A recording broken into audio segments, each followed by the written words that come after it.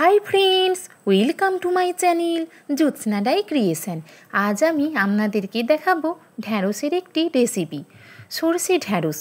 এই সরষে ঢ্যাঁড়স বানানোর জন্য মাত্র 3টি উপকরণ নিয়েছি, আর বাড়িতে থাকা কিছু ঘরোয়া মশলা দিয়ে আমি এটি বানিয়ে নেব।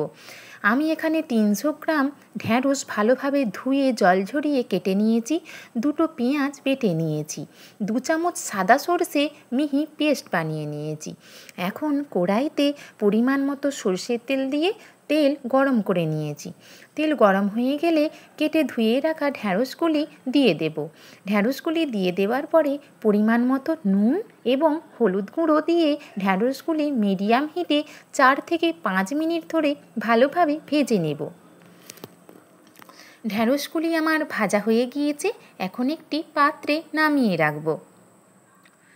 এখন আমি কড়াইতে আবারও পরিমাণ মতো সরষের তেল দিয়ে দেব। তেল গরম হয়ে গেলে বেটে রাখা পেঁয়াজ দিয়ে দেব। পেঁয়াজ ভালোভাবে ভেজে নেওয়ার পরে তাতে পরিমাণ মতো হলুদ গুঁড়ো, লঙ্কা গুঁড়ো, 1 চামচ জিরে গুঁড়ো, 1/2 চামচ ধনে গুঁড়ো দিয়ে দেব।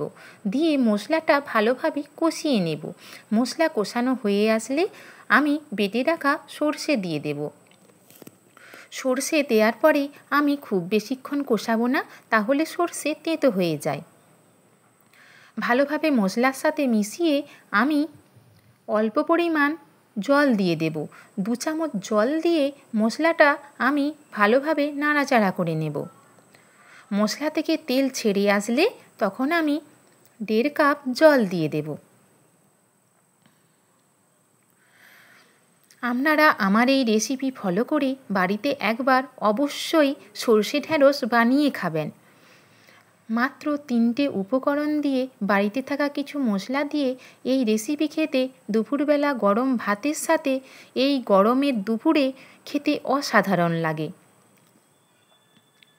যদি আপনাদের এই রেসিপি ভালো লেগে থাকে তাহলে অবশ্যই লাইক, কমেন্ট এবং শেয়ার করবেন।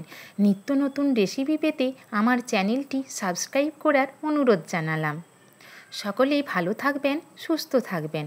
আমার গ্রেভি ফুটে এসেছিল, আমি ভেজে রাখা ঢ্যাঁড়সগুলি দিয়ে দিয়েছি। গ্যাসের ফ্লেম মিডিয়ামে রেখে ঢাকা চাপা দিয়ে আমি 8 থেকে 10 মিনিট ধরে রান্না করে নেব, যাতে ঢ্যাঁড়সগুলি ভালোভাবে সেদ্ধ হয়ে যায়। আমার গ্রেভি ঘন হয়ে এসেছে এবং ঢ্যাঁড়সগুলি সুন্দরভাবে সেদ্ধ হয়ে গেছে। পরিমাণ মতো নুন দিয়ে দেব। আমার সরষে ঢ্যাঁড়স একেবারে তৈরি। এখন আমি দুপুরবেলা গরম ভাতের সাথে সরষে ঢ্যাঁড়স সার্ভ করব। আমার রেসিপি যদি আপনাদের ভালো লেগে থাকে তাহলে অবশ্যই লাইক, কমেন্ট এবং শেয়ার করবেন। নিত্য নতুন রেসিপি পেতে আমার চ্যানেলটি সাবস্ক্রাইব করার অনুরোধ জানালাম। সকলে ভালো থাকবেন, সুস্থ থাকবেন।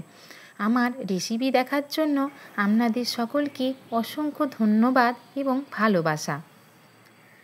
নমস্কার।